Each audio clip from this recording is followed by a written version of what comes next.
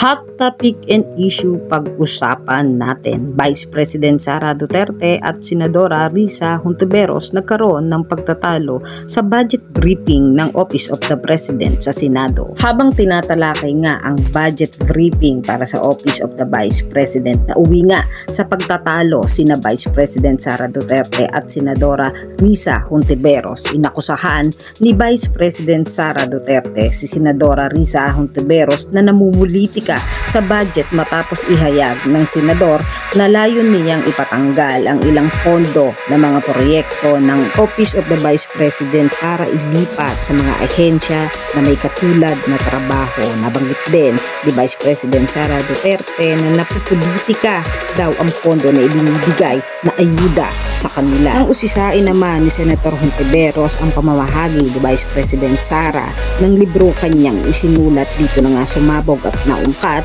ang paglapit ni Senator Hontiveros kay Sara Duterte nung panahon ng eleksyon. At dito na nga nauwi ang pagtatalo ni Vice President Sara Duterte at Senator Hontiveros sa usapin sa budget briefing sa Office of the Vice President sa Senado. Yan ang mga hot topic and issue dito lamang sa Tambalang JK.